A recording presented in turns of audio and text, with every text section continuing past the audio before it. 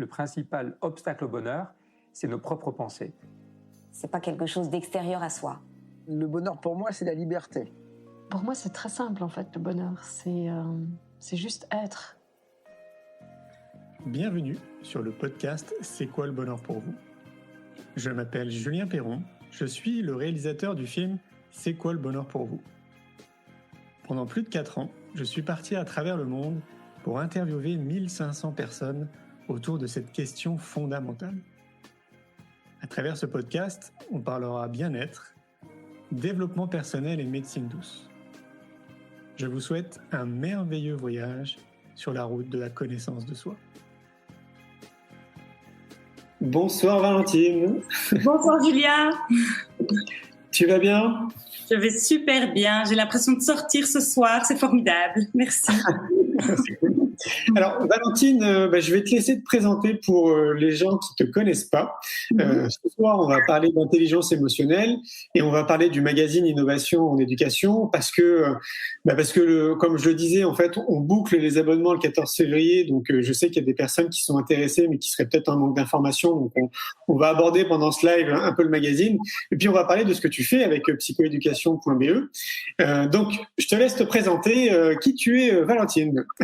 Voilà, donc je m'appelle Valentine Ancio. Je pense que, comme toi, j'avais des troubles d'apprentissage quand j'étais enfant et adolescente, des troubles de l'attention. Je suis une grande distraite et une grande rêveuse et en fait, j'adore ça. Donc aujourd'hui, clairement, je pense que c'est une vraie force et j'en ai fait mon travail. Donc j'accompagne au quotidien des enfants, des adolescents en troubles d'apprentissage, ceux qui rentrent pas tout à fait dans la case, qui dérangent, qui sont turbulents, qui ont des grandes émotions, qui sont très généreux d'eux-mêmes.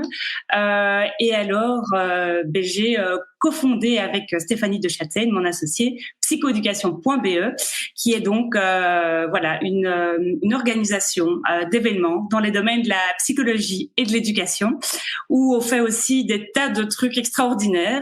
On a parfois du mal à suivre, mais ça marche. Il y a tout qui rentre finalement dans la semaine. Et voilà. Et là où on est dans un projet de documentaire et tu n'es pas du tout étranger à ce projet. Clairement, c'est quoi le bonheur pour vous a clairement percuté dans ce qu'on voulait faire. Et le documentaire qu'on est en train de tourner s'appellera J'irai au bout de mes rêves. Donc les rêves, en fait, ça sert à beaucoup de choses. Ça sert à beaucoup de choses de fabriquer ces rêves durant la journée. Et voilà, un jeu de cartes aussi également et une conférence spectacle qu'on espère rejouer bientôt. Donc voilà, on organise des tas de formations, des tas de trucs super. Vous pouvez aller voir sur notre site www.psychoeducation.be. On s'amuse beaucoup. C'est bien. D'ailleurs, tu m'avais dit en off, là, avant qu'on commence le live, que tu faisais une campagne de crowdfunding. Oui, on l'a commencé hier, on l'a avancé grâce à toi. On s'est dit, on passe sur Julien Perron, donc on avance la date du crowdfunding. Et donc, en effet, vous pouvez aller contribuer à tous ces projets qui nous enchantent depuis le confinement. On va quand même le remercier pour ça, parce qu'il nous a offert du temps pour tous ces projets. Donc, ouais, c'est vrai. J'ai fait apparaître le lien du crowdfunding, c'est sur le site psychoéducation.be, donc /page/crowdfunding. Et tu m'avais envoyé un visuel, et donc ça, c'est votre campagne, c'est l'affiche de votre campagne. Exactement. On est dans les starting blocks, c'est parti, ça a commencé hier. Donc voilà, la course a commencé. Ok. C'est une amie avec qui tu as créé psychoéducation.be ? Alors aujourd'hui, c'est une amie, presque une sœur, je dois dire, parce que ça fait quand même quelques années qu'on s'est rencontrés. On a 10 ans de différence. Stéphanie, elle était maman, moi j'étais jeune étudiante, j'ai étudié au Québec parce que la psychologie classique, psychanalytique que j'ai étudiée en Belgique ne me convenait pas pour tous ces enfants qui débordent. Et donc je suis partie 3 ans étudier la psychoéducation au Québec, qui est le 4x4 de la psycho. Et donc voilà. Et donc je suis revenue avec des outils plein mon sac. Les enfants étaient là, ils m'attendaient. Les enseignants aussi m'attendaient parce qu'ils n'en pouvaient plus. Les parents aussi. Et Stéphanie aussi était là. Elle se dit, mais qu'est-ce qu'on fait avec ça? Et donc voilà. Donc je suis revenue avec mon sac à dos. On a mutualisé l'expérience de Steph et ce que j'avais été dénichée au Québec. Et puis on n'a plus arrêté. Depuis 2009, voilà, c'est une grande histoire, vraiment. Génial, félicitations. Alors, c'est ce que j'aime justement mettre en image et à l'honneur parce que tu vois, je pense qu'il y a encore beaucoup de personnes qui sont pas au courant justement de toutes ces initiatives qui existent. Et c'est pour ça, notamment, qu'on a envie de créer ce magazine Innovation de l'éducation parce que toi, j'imagine que tu es connu, tu vois, depuis 2009 dans ta biosphère. Donc, il y a des gens qui te suivent, tu as une communauté, tu vois, il y a un réseau en fait, qui s'est constitué. Mais en dehors de ça, en dehors de ce réseau, bah, finalement, il y a quand même très peu de gens qui vont être au courant de ce que tu fais. Et c'est ce que je trouve dommage, c'est qu'il y a un manque cruel d'accès à l'information, alors qu'il y a plein de professionnels, plein de gens, plein de citoyens, en fait, comme toi, tu vois, qui se mobilisent, et on n'est pas au courant. C'est vrai, c'est vrai. Pour ça, les réseaux sociaux sont quand même aussi géniaux, parce que du coup, on se suit tous mutuellement. Mais c'est vrai que tout rassembler dans un magazine, c'est super génial, et du coup, ça permet d'encore enrichir la communauté qui se mobilise pour aider les enfants à grandir. Donc, c'est clair. Tu disais que tu voulais écrire un jeu de cartes. Tu peux nous en parler de ce jeu de cartes? Ça parlera de quoi? Enfin, voilà. Donc, en fait, la campagne de crowdfunding s'appelle J'irai au bout de mes rêves. Et donc, le premier palier, donc on est en train de créer un jeu de cartes. C'est 50 outils hyper pratico-pratiques pour développer l'intelligence émotionnelle. Et donc, dans l'intelligence émotionnelle, il y a 5 composantes. Donc, du coup, 50 outils, il y a 10 outils par composante. La première composante, c'est la conscience de soi. C'est vraiment comprendre son mode d'emploi. Et donc, ma génération, la tienne probablement, celle de nos parents, n'a jamais étudié son mode d'emploi. Enfin, peut-être physiologique, mais je veux dire clairement comment est-ce que fonctionnent mes émotions, qu'est-ce que j'aime, qu'est-ce que je n'aime pas, voilà, quelles sont mes forces, quelles sont mes difficultés. Donc, c'est vraiment la conscience de soi, c'est un premier axe. Et donc, on a 10 cartes pour comprendre son mode d'emploi. Puis, on a 10 cartes pour apprendre la maîtrise de soi. Quand j'ai une tempête émotionnelle qui me rentre dedans, que ce soit une grande peur, que ce soit une grosse colère, qu'est-ce que je fais avec ça? Parfois, y en a qui ont tendance à essayer de l'intérioriser, d'imploser, d'autres qui vont déborder et faire n'importe quoi, sortir d'eux-mêmes.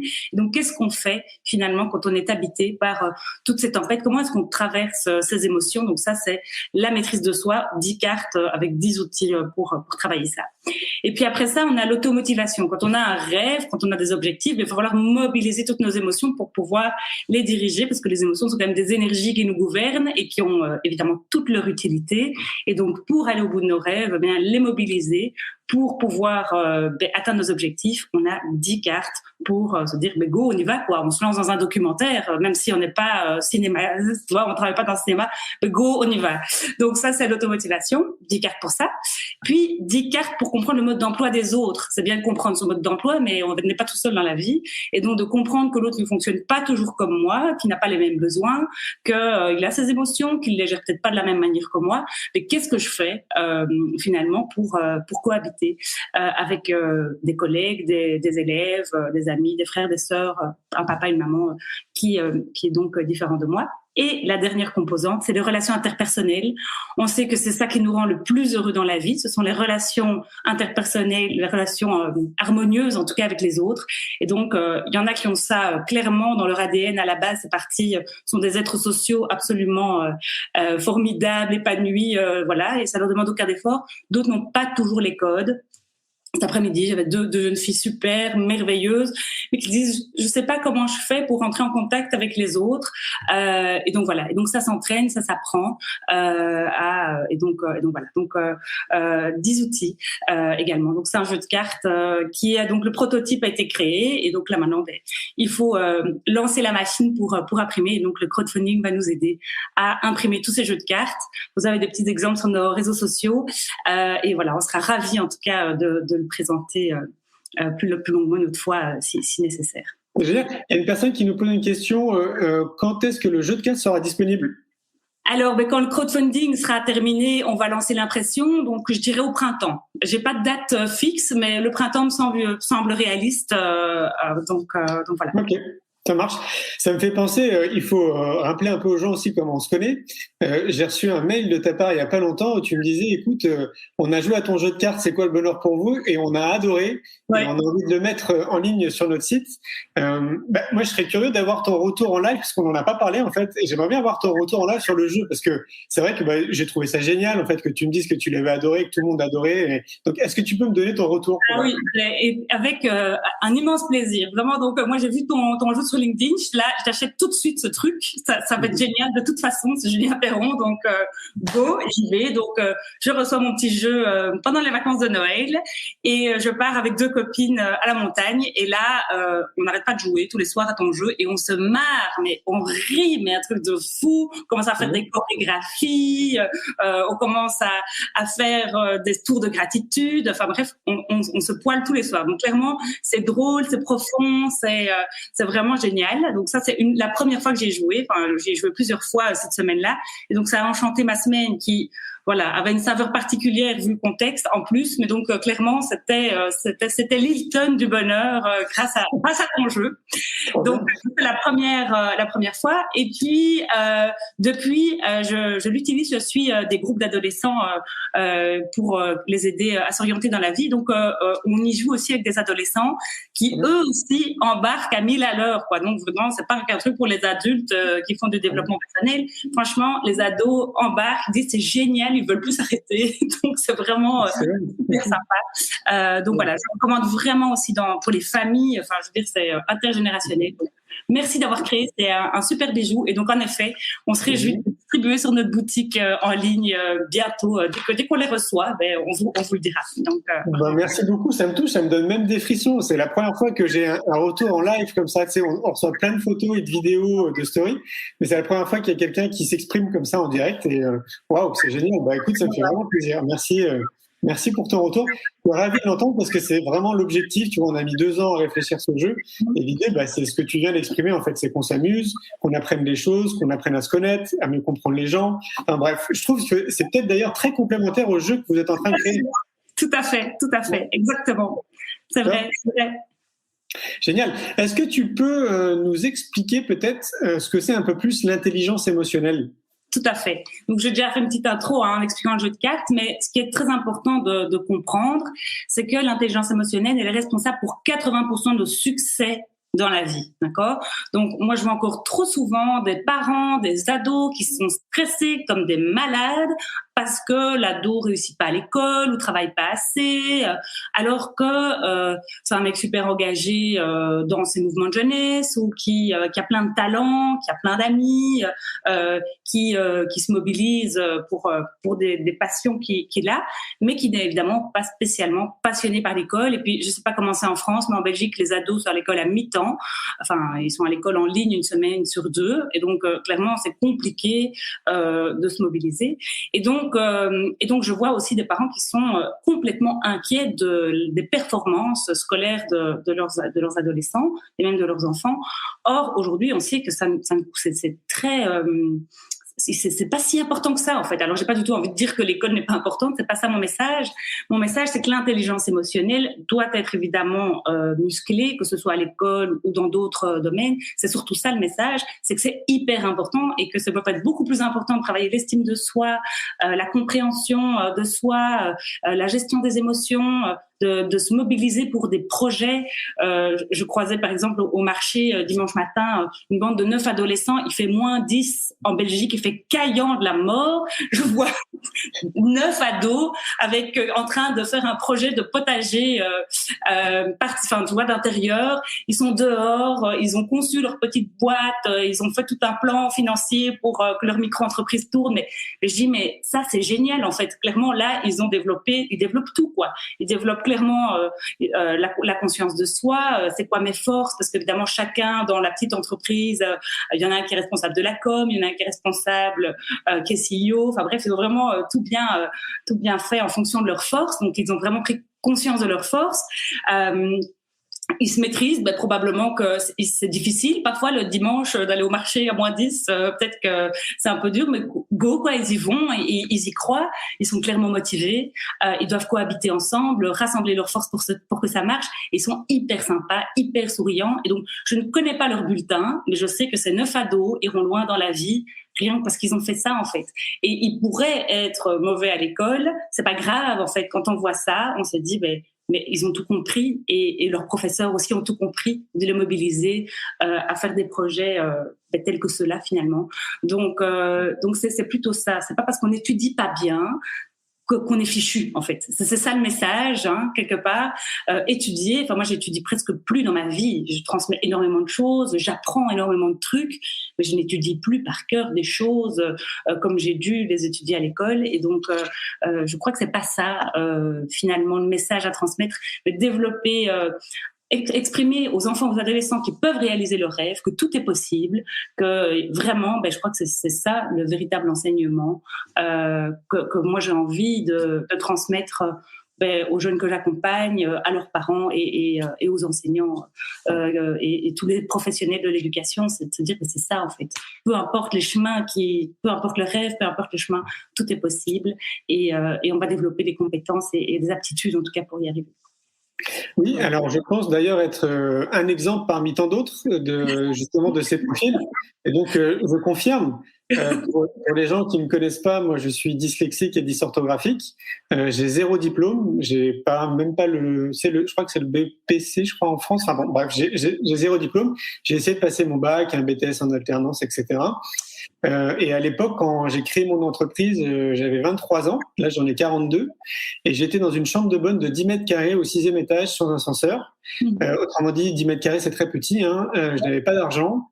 Et j'avais donc, j'étais dyslexique, etc. Et pour autant, j'ai écouté cette petite intuition qui me disait que justement, j'avais quelque chose à apporter au monde, en fait, tu vois, une pierre positive dans notre société. Et j'ai bien fait de l'écouter parce que si j'avais écouté mon entourage le plus proche, donc par exemple les enseignants, ça pouvait être ma famille, des amis, qui étaient juste confrontés à leur propre peur, je ne me serais jamais lancé. Et j'ai bien fait d'écouter cette petite intuition parce que tu vois, maintenant il y a un peu plus de 18 ans qui se sont écoulés et on a réalisé beaucoup de choses, on a impacté facilement plus de 10 millions de personnes. Et donc voilà, moi je suis là aussi pour dire que on peut partir de rien. Et on peut partir même parfois avec des handicaps et tout est possible. J'ai d'ailleurs, pour ceux que ça pourrait intéresser, j'ai fait un TEDx qui s'appelle l'éducation à la vie, qui parle un petit peu justement de mon parcours. Et je te dis ça parce qu'encore ce matin, il y a une maman qui m'a appelé qui me disait avoir vu le TEDx, ça l'avait beaucoup touchée parce qu'elle-même était aussi dyslexique et dysorthographique, que son fils suivait aussi le même chemin, qu'elle se sentait un petit peu perdue. Et elle a vu en fait à travers cette conférence que oui, en fait, c'était possible et que c'était pas une fin en soi. Donc voilà, haut les cœurs, tout est possible, on peut réaliser nos rêves. Et d'ailleurs, tu vas en faire un film, si j'ai bien compris. Exactement. Donc, tu suis bien. Merci, Julien, pour ton écoute attentive. Donc, en effet, face au constat de parents qui paniquent, d'ados qui se disent « je suis fichu, j'arriverai jamais à rien dans la vie », j'ai beau parfois essayer de leur dire « mais si, ça va aller », je sens que ça ne suffit pas. Et donc, clairement, j'ai envie de leur montrer que c'est possible. Et donc, l'idée, c'est d'interroger plusieurs personnes qui se démarquent dans la vie malgré un parcours difficile. Alors, tu aurais été belge, tu aurait été une target absolument géniale, mais on a fait le choix de se centrer sur la Belgique pour le projet. Voilà, histoire de se dire que la Belgique, ça a quand même quelque chose de chouette et on avait envie de la mettre en avant. Et on a déjà tourné 3 portraits. Je peux peut-être déjà vous en parler si ça vous intéresse. Le premier, c'est un gars extraordinaire qui s'appelle Junior Dumu. Junior Dumu, son histoire est incroyable. C'est un Congolais. Il a grandi dans un 2 pièces à Anderlecht, qui est une commune bruxelloise, avec ses parents et son frère. Sa scolarité a été un véritable enfer. Il était à la porte tout le temps. Il a eu des professeurs qui lui ont dit les Noirs, ça ne peut pas réussir en physique. Enfin, des choses comme ça, vraiment terribles. Voilà, je crois qu'il a terminé à la sueur de son front ses secondaires. Et lorsqu'il était en dernière année, il était amoureux d'une fille de dentiste. Et donc, il est rentré dans cette famille. Il a vu la maison, il a dit « mais moi, je vais être dentiste ». Et à ce moment-là, ses parents se séparent et il se retrouve à partager une chambre d'étudiant avec son père, ou dort par terre, sur un matelas par terre, dans la chambre de son père. Et il s'inscrit en cachette en première médecine. Il emprunte à sa copine les frais pour payer le Minerval. Il n'en parle à personne. Il dit « première médecine, je me planque et voilà, je fais mon max, on verra ce que ça donne ». Et il réussit cette première médecine. En 2e médecine, il écrit une lettre à tous ses enseignants en leur disant « Je suis en 2e médecine. Chère madame, cher monsieur, voilà, je suis en 2e médecine. » Aujourd'hui, Junior, il est orthodontiste, Mais alors, il n'est pas un orthodontiste comme les autres, quoi. Clairement, c'est la fête, quoi. Je me dis, j'ai envie de porter un appareil dentaire juste pour aller le consulter, quoi. Il vous reçoit avec un sourire jusque derrière les oreilles. Il te dit, c'est quoi qui t'anime dans la vie? C'est quoi tes rêves? On va y arriver. Je vais te rendre un sourire incroyable. Tu vas faire craquer tout le monde. Et donc, j'imagine les ados qui sont là, qui sont en train de se transformer dans tous les sens avec leurs dents de traviole, qui disent mon Dieu, c'est dur la vie, tu vois. Je les imagine rentrer dans ce cabinet et d'avoir ce gars qui leur dit tout va bien se passer. Je me dis c'est quand même vachement chouette. Et donc voilà, il a une équipe incroyable. Il les coach tous les lundis pour donner le meilleur d'eux-mêmes. Et voilà, et il a 14 fauteuils de dentiste. Et aujourd'hui, sa maman s'habille en Louis Vuitton et tout va super bien pour lui. Et c'est vraiment super chouette. C'est le papa de 2 petites filles formidables. Et donc ça, c'est le premier portrait qui montre que tout est possible. Alors, le deuxième portrait, c'est Pedro Correa. Peut-être que tu en as entendu parler. Il a écrit un livre qui est sorti récemment qui s'appelle Les Matins clairs. Pedro Correa, il a été bon élève, par contre, mais c'est aussi intéressant de voir que les bons élèves ne sont pas toujours heureux. Moi, j'ai des amis qui ont mon âge et qui ont été bons élèves et parfois ils se disent en fait pourquoi j'étais bon élève, parce que en fait j'aime pas ce que je fais aujourd'hui, parce que je suis rentrée dans la case finalement. Donc en fait voilà, il y a de tout dans la vie. Et donc Pedro Correa, lui, donc il était bon élève, il a fait ingénieur civil, il a poussé le vice jusqu'au doctorat, il a travaillé dans des multinationales et puis à la mort de son père, il s'est rendu compte que sa vie ne lui convenait pas, que la vie était courte et qu'il fallait en profiter. Et donc il a décidé de tout plaquer et de devenir photographe d'art. Et donc aujourd'hui, il est photographe d'art et il vit de son art, il écrit des bouquins, il fait des conférences, il est super inspirant. Donc ça, c'est notre deuxième portrait. Et le troisième que nous avons tourné hier est assez vraiment, en tout cas, moi, ça m'a beaucoup touchée. C'est Émilie Mécène. Une fille qui est à peine plus âgée que moi, mais quand elle a terminé ses études d'infirmière, elle a été touchée par la pauvreté. Et donc, du haut de ses 24 ans, enfin, moi, je me souviens quand j'avais 24 ans, franchement, je menais pas large, quoi. Enfin, je pensais à faire la fête, je pensais pas encore à sauver le monde comme elle, quoi. Elle a fondé Infirmiers de rue.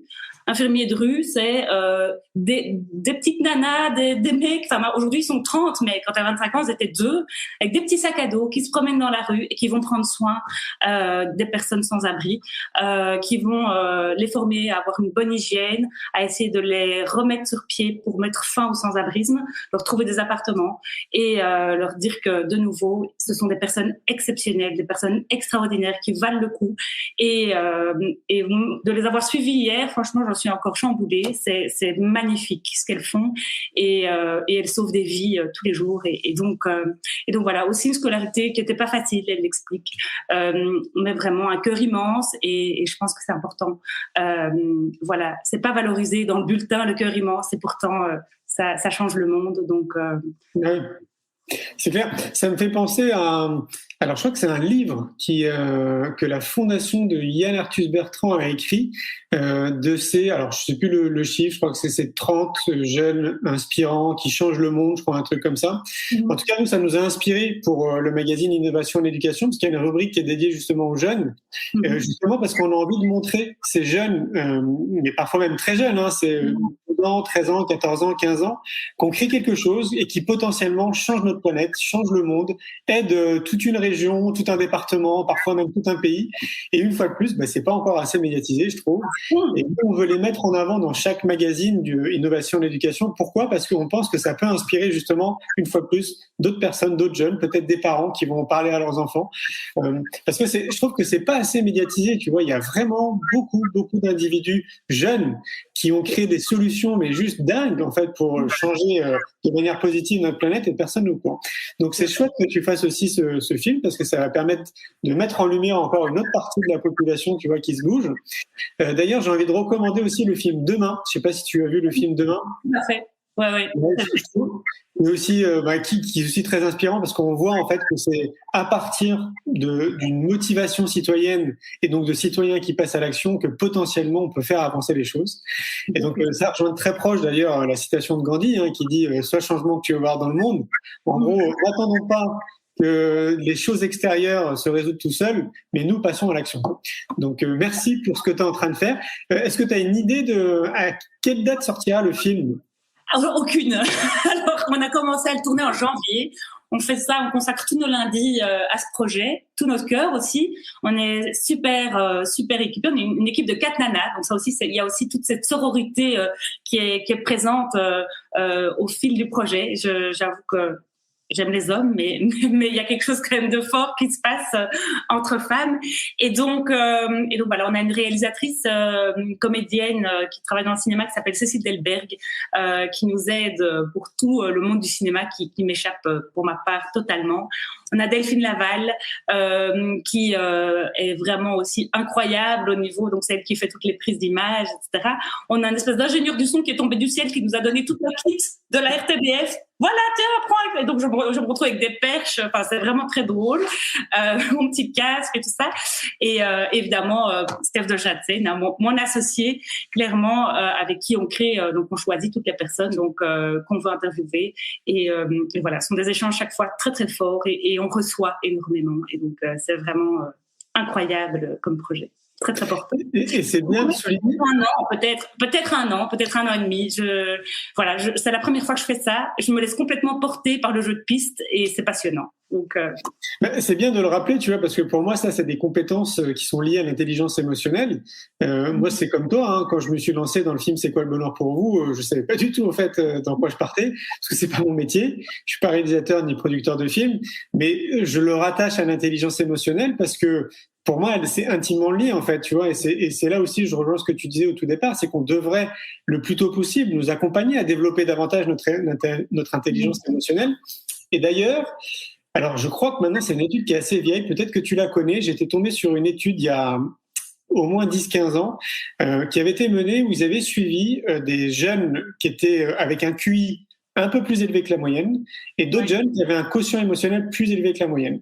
Et on les a suivis pendant vraiment un certain nombre d'années, jusqu'à temps qu'ils rentrent dans la vie d'adulte et qu'ils travaillent.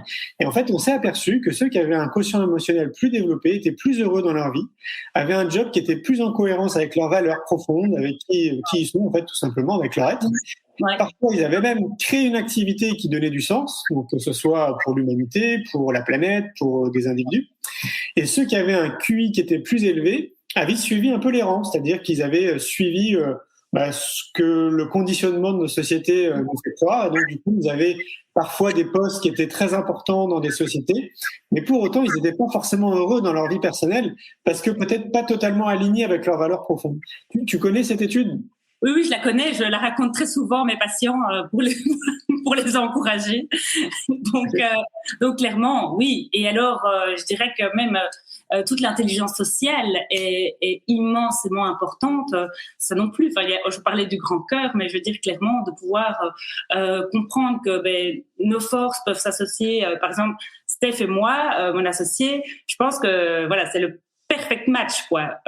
Moi, j'adore communiquer, je suis très impulsive, très généreuse, et Steph, elle a un côté, elle est très mathématicienne, très organisée, avec un grand cœur évidemment, mais je pense que on serait deux comme moi, ça serait le bordel, et on serait deux comme Steph, ça n'avancerait pas. Et donc en fait, clairement, il y a quelque chose, c'est intéressant de bien se matcher dans des projets et donc de comprendre finalement que mes forces peuvent être au service d'un projet, mais que j'ai besoin d'autres force aussi pour pouvoir le développer et qu'on n'est pas tout seul en train de se dire je fais ce que je veux quand je veux. C'est pas ça la vie, clairement, et que quand on s'associe avec des bonnes personnes et de comprendre ça dans la cour de récréation, parce que je vois aussi des enfants, j'en ai un là qui m'a vraiment désolée, il me dit mais en fait, pour que je sois copain avec mes copains, ils me demandent de faire des tas de bêtises, ils me demandent d'insulter mon petit frère. Après, j'ai mon cœur en 1000 morceaux. Et donc, en fait, c'est terrible, en fait. On se dit, mais c'est quoi ce qui se passe dans ces cours de récré? Et donc, de pouvoir comprendre que c'est pas comme ça que ça marche et que si finalement, je fais ce qui est juste pour moi, je fais ce qui est juste pour que ça sonne juste dans mon cœur, les autres, ils m'aimeront comme ça ou pas. Et ça veut dire que c'est pas les bons copains. Mais donc, je crois que c'est vraiment important d'éduquer aussi, tout ça, toute cette dynamique de groupe. Qu'est-ce qu'on peut faire ensemble, d'avoir des projets de classe. Moi, j'ai rencontré des enseignants extraordinaires qui faisaient des projets sur des robots incroyables. Benoît Navot, je sais pas si tu m'entends, mais un gars, mais extraordinaire, qui avait les meilleurs résultats au CEB du Hainaut, qui est une région de la Belgique. Le CEB, c'est le diplôme de fin de primaire en Belgique. Donc tous les élèves sont... et il occupait 80% de son temps scolaire à fabriquer des robots. Je sais pas si tu te rends compte, tout le monde fait des feuilles, des dictées et tout ça. Lui, que dalle, il fait des robots, quoi. Je dis, mais moi, j'aurais pas aimé être dans ta classe parce que je m'en fous des robots. Il dit, mais moi, je t'aurais mis à la com, je t'aurais mis au sponsoring, je t'aurais mis... Et donc, en fait, chaque élève, en fonction de ses forces, avait un poste dans la classe. Et donc, incroyable. Ces enfants étaient... on les a rencontrés, ils sont venus parler à nos colloques. C'était incroyable. Franchement, 11 ans, ils te parlent devant 200 personnes comme ça de leur projet, même pas peur, quoi. Donc, vraiment, intelligence émotionnelle de compète. Et donc... voilà, la dictée, c'était la lettre de sponsoring. Ils ont réussi à se faire sponsoriser par Google, qui a emmené toute la classe à Bordeaux, un concours de robots, avec des mecs de 16 ans. Ils en avaient 12. Ils étaient 6e. Donc, tu vois. Et donc, tu te dis, mais voilà, des trucs comme ça, mais c'est bingo, quoi. Ils s'en souviendront toute leur vie. Et quand ils étaient en secondaire, ils revenaient dans la classe de leurs profs pour aider les petits. Et donc, de nouveau, il y avait un travail de mentoring qui se faisait. Enfin, franchement, il a tout compris, ce mec. Et donc, des profs comme ça existe.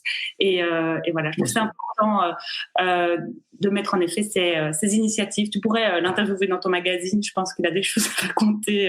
Ah oui, c'est clair. Mais ça, d'ailleurs, c'est une très bonne transition parce que on reçoit, depuis qu'on parle du magazine, là, depuis quelques semaines, je voulais remercier d'ailleurs les gens qui nous écrivent parce qu'il y en a beaucoup qui nous écrivent quasiment vraiment tous les jours. On reçoit au moins 3-4 mails facilement tous les jours de personnes qui veulent participer au magazine. Donc, soit pour intervenir et parler de ce qu'ils font, et c'est là que on continue encore à découvrir de plus en plus. En fait, ce champ qu'il y a autour de nous, de tous ces professionnels qui se mobilisent, c'est dingue, hein, franchement. Et que ce soit au sein de l'éducation nationale, un peu comme l'enseignant dont tu nous parles, qu'à l'extérieur. Vraiment, merci pour tous les messages que vous nous envoyez, parce que nous, déjà, bon, ça fait 7 ans qu'on avance et on a déjà une liste énorme de personnes à contacter, mais c'est génial de tous les jours, en fait, de découvrir qu'il y a encore plein d'autres choses. Donc, je pense qu'on en a encore pour des années avec ce magazine, tellement il y a de choses à dire, quoi. Et d'ailleurs, je voulais refaire encore un petit lien avec l'intelligence émotionnelle. Toi, tu parles de force. Moi, je parle de compétences ou de, tu sais, ces acquis en fait qu'on a de manière innée. Et c'est ça aussi, à mon avis, le rôle de notre système éducatif, c'est de nous accompagner justement à les révéler le plus tôt possible. Parce que moi, je suis convaincu qu'on est tous très très bons dans plusieurs choses. Sauf que globalement, j'ai pas trop le sentiment qu'on nous accompagne dans cette direction, quoi, qu'on essaye un peu. Ce qui pourrait peut-être paraître logique, de nous faire entrer tous à peu près dans le même moule, mais on est quand même globalement tous différents et on est tous complémentaires justement par nos différences. Et ça serait tellement bon que de plus en plus on puisse nous accompagner justement à révéler nos excellences. Ça serait vraiment un beau cadeau, je pense, qu'on ferait pour la prochaine génération, quoi. Oui, et j'ai même envie d'ajouter quelque chose, c'est d'aussi reconnaître nos vulnérabilités, parce que et clairement nos forces c'est ultra important, c'est évident, et parfois on a tendance à vouloir cacher ce qu'on ne fait pas bien. Par exemple, je suis super bordélique, je suis super impulsive, je suis super impatiente, voilà, mais ça fait partie de moi. Je pourrais me battre, et parfois je dois me battre. Je dirais à un moment donné, il faut quand même que je range chez moi, il faut quand même que je sache attendre. Voilà, en ce moment, ma patience est très fort mise à l'épreuve, mais c'est intéressant. Clairement, ça doit se travailler, mais ça fait aussi ce qu'on est quelque part. Et donc, je crois que c'est important aussi d'apprendre aux enfants de dire, voilà, ça fait partie de toi, et en fait de l'accueillir et de l'accepter. Fait que déjà ça s'apaise, quoi. Ça prend plus toute la place, parce que quand on essaie de cacher un truc, c'est comme voilà, c'est encore plus gros finalement. Donc finalement d'accueillir aussi nos vulnérabilités et de nous dire, voilà, qu'on est, il y a d'autres choses qui compensent, quoi. Et le fait que je sois bordélique, ça me laisse le temps de faire plein de trucs à la place du ménage. Le fait que je sois impatiente, ça fait que les choses avancent. Je me dis, tant pis, j'attendrai, je ferai un crowdfunding pour mon documentaire, on y va, c'est parti. Et voilà. Et le fait que je sois impulsif fait que je suis quelqu'un de très authentique et que voilà, tout le monde sait. C'est ce que je pense à tout moment de la journée, et voilà, c'est plutôt confortable pour les gens qui vivent avec moi. Donc voilà. Donc je crois que c'est important aussi d'apprendre aux enfants, aux adolescents que voilà, d'être vulnérable, c'est pas grave non plus. Et en fait, c'est même touchant. Moi, j'aime beaucoup les gens qui assument leur vulnérabilité.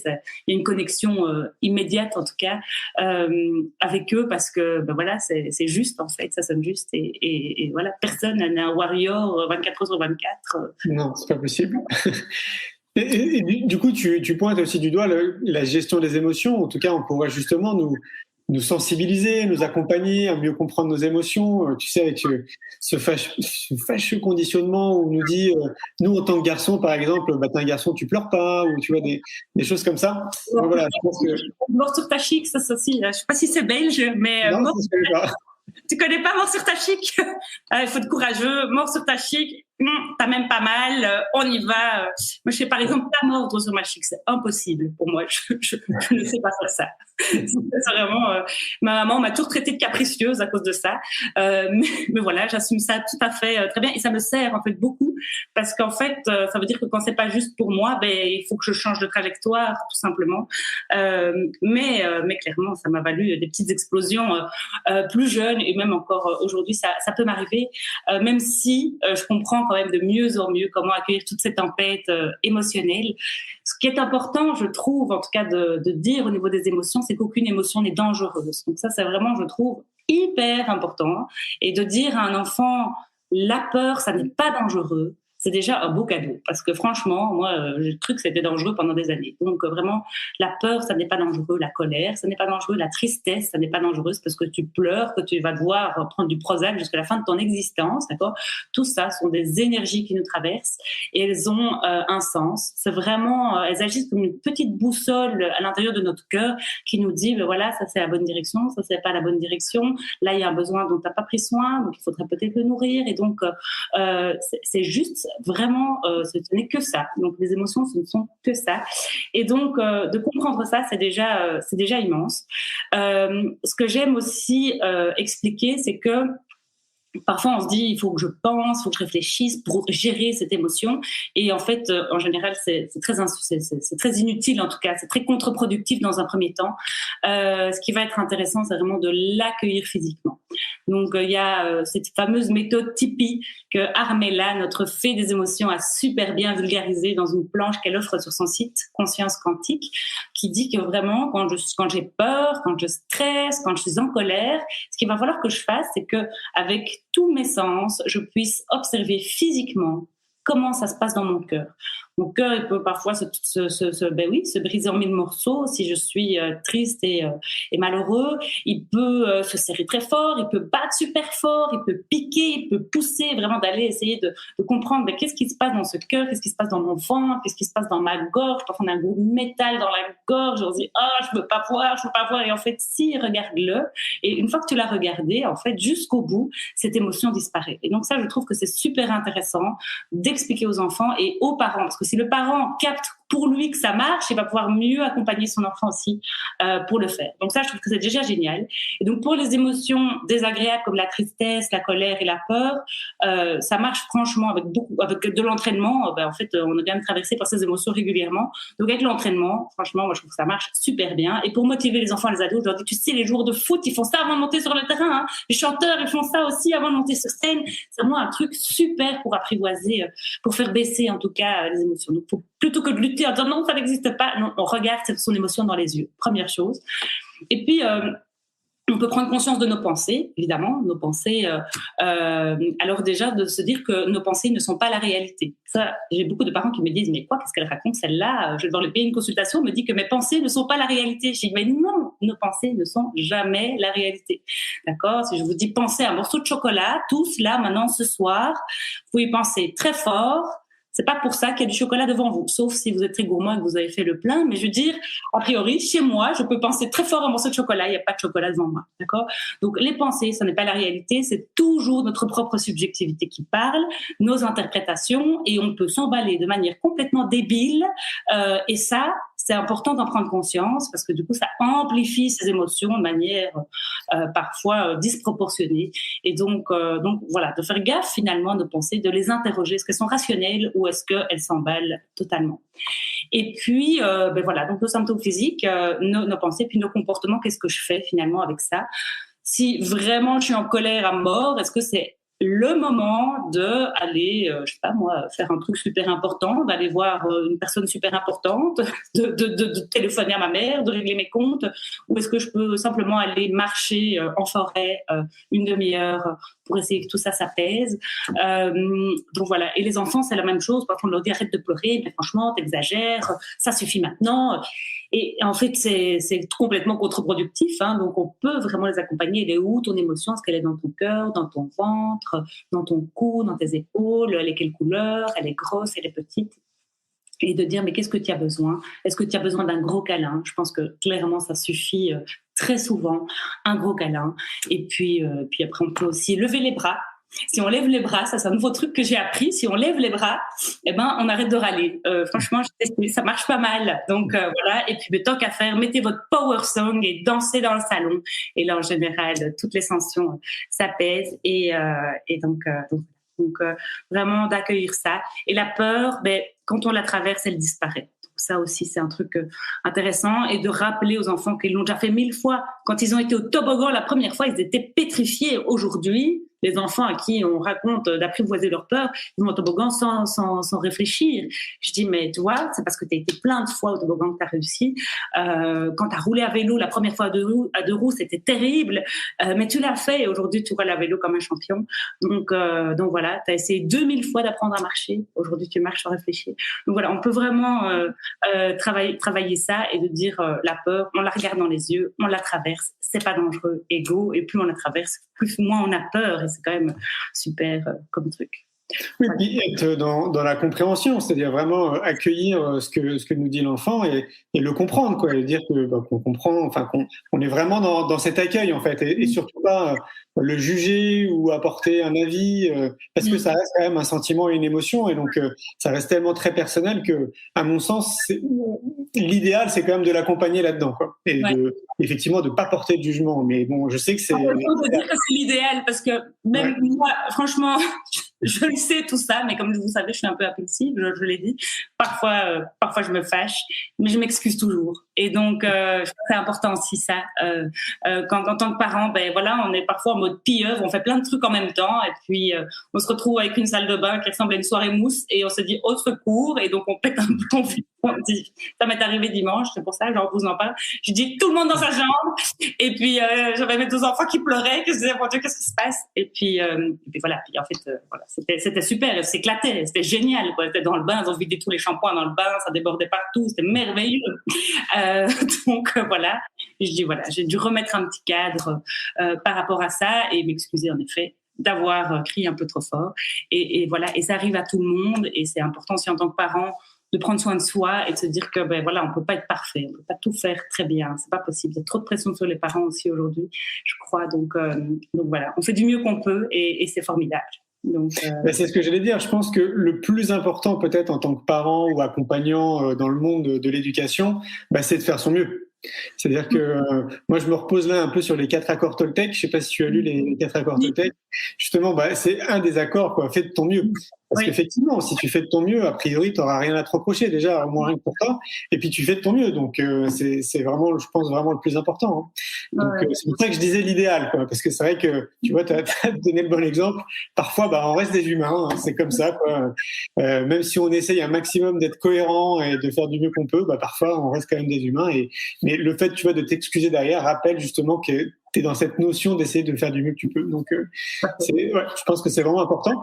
Et pour moi, ça souligne encore autre chose, et c'est ce que je voulais dire aussi par rapport au magazine Innovation en éducation, c'est que justement, tu vois, toutes les clés que tu as données, la méthode Tipeee, ce que fait l'enseignant, ce que toi tu découvres aussi autour des émotions, ce que tu vis aussi toi à titre personnel, c'est ce qu'on intègre dans le magazine Innovation en éducation, ce qu'on appelle nous la preuve par l'exemple, où on donne justement des exemples à travers des enseignants, à travers des parents, à travers des femmes, des hommes, qui, de par leurs actions, justement, potentiellement peuvent inspirer les autres, parce que s'ils le font, a priori, tout le monde peut le faire. Ils n'ont rien d'extraordinaire. Tu vois, toi aussi, tu es très bien placé pour le savoir. Hein. Tu te lances dans la réalisation d'un film, d'un jeu de cartes.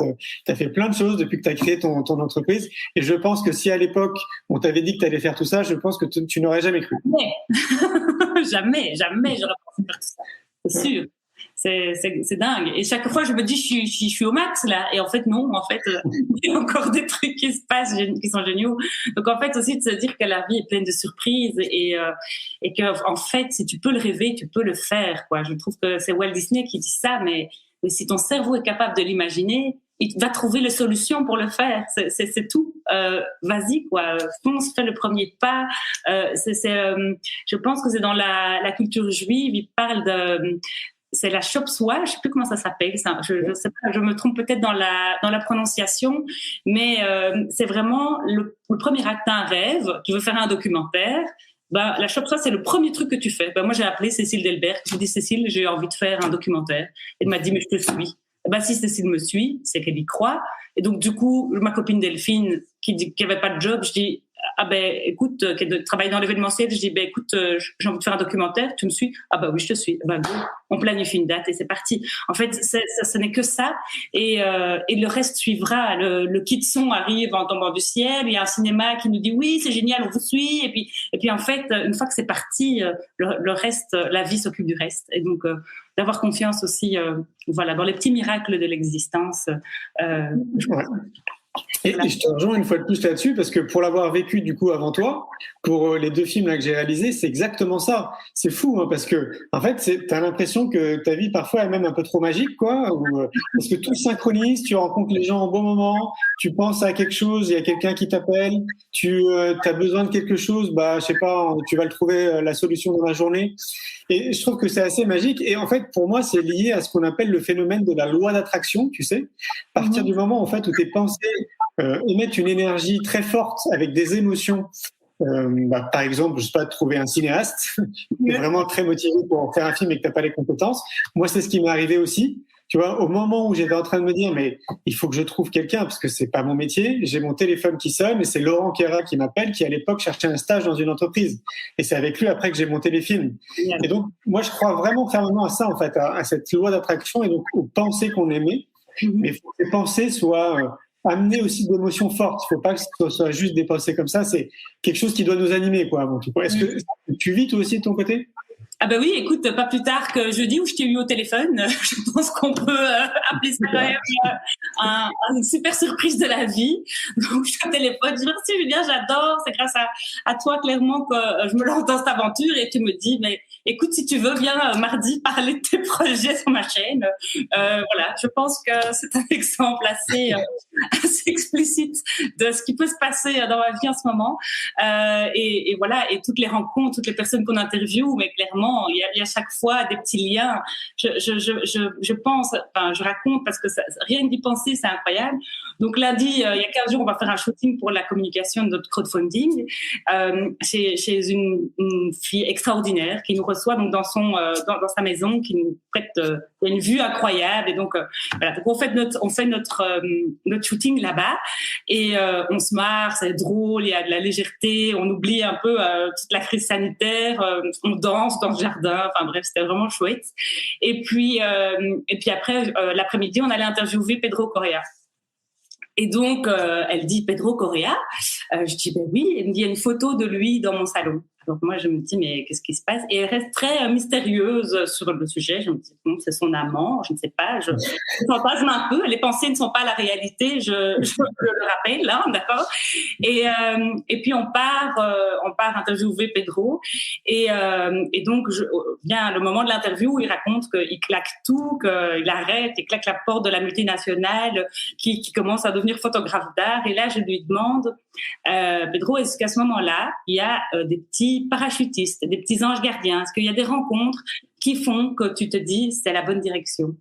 Et là, il me dit, j'ai rencontré une psychologue extraordinaire qui m'a accompagnée durant toute cette transition. Et c'était Aurélie, chez qui on était le matin, qui était sa psychologue. Je ne sais pas si tu imagines. C'est dingue. Et moi, je suis là, mais c'est fou, quoi. Et ce documentaire, ce n'est que ça. Et donc, vraiment, c'est assez magique. Je dois dire que, j'espère qu'on arrivera à rendre toute cette magie au cours du projet parce que c'est assez transcendant, quoi. C'est bon signe, hein, parce que moi, c'est ce qui parcourt ma vie depuis que je suis gamin. Et voilà, en général, quand c'est fluide comme ça, qu'il y a plein de synchronicité, qu'il y a des ponts qui se crée comme ça alors que tu n'avais jamais imaginé ça, enfin bon, que ça arrive des trucs de dingue comme ça, très magiques, c'est généralement, en tout cas pour moi, c'est que c'est bon signe. Donc, à mon avis, on va entendre encore parler de toi. Génial, merci. Mais oui, écoute, je me souhaite en tout cas que ça traverse, voilà, la francophonie en tout cas dans un premier temps, ce sera déjà génial. Donc voilà. Écoute, Valentine, ça passe très vite. On arrive bientôt à 1 heure. Généralement, je dépasse pas 1 heure parce que je trouve que ça fait un peu trop long. Comment on fait justement s'il y a des gens qui veulent t'aider? Comment on fait? Qu'est-ce qu'il faut faire? Alors, vous filez sur notre site www.psychoeducation.be, il y a un onglet crowdfunding, vous suivez tous les liens. Il y a plein de contreparties super, il y a des places de cinéma, il y a des jeux de cartes, il y a des formations en ligne, il y a vraiment, où vous soyez dans le monde, il y a en tout cas quelque chose pour vous. Et en tout cas, et vous avez notre immense reconnaissance de nous soutenir là-dedans. Et je rêve d'une avant-première, mais de malade, ça va être une fête de fou, je vous le dis, c'est un truc de dingue. Et voilà, et le Covid sera parti et ça va être super. Et donc voilà, donc déjà merci à tous nos contributeurs qui ont déjà contribué depuis hier. Et j'espère que le compteur va tourner parce que voilà, on y croit et on a besoin de vous et on vous le rendra, c'est promis, juré. Super. Écoute, merci beaucoup Valentine pour notre échange, c'était chouette, c'était énergisant. En tout cas, je suis ravie d'avoir fait ta connaissance ce soir et voilà, vraiment, j'étais fatiguée, je le suis plus quoi, c'est incroyable, je ne veux pas savoir dormir. On espère que vous aussi qui nous écoutez ou qui nous regardez. Valentine, je te souhaite une très belle soirée et je te dis à très vite, rappel. À très bientôt, salut, bye. Un grand merci pour votre écoute. J'espère que vous avez passé un bon moment avec nous. Pour aller plus loin dans votre recherche, nous avons créé un magazine papier, le magazine Innovation en éducation. Un magazine que vous retrouverez uniquement sur abonnement, livré tous les 2 mois partout dans le monde. Un magazine 100% éco-responsable, 80 pages en moyenne, sans publicité. À travers le Festival pour l'école de la vie ou le Congrès Innovation en éducation, nous rencontrons des milliers de professionnels qui proposent des solutions pour les parents, les enfants et les enseignants. Ce magazine se veut être un pont avec le podcast, nos événements et les films que j'ai réalisés. On se retrouve maintenant la semaine prochaine et entre-temps, je vous souhaite une très belle route.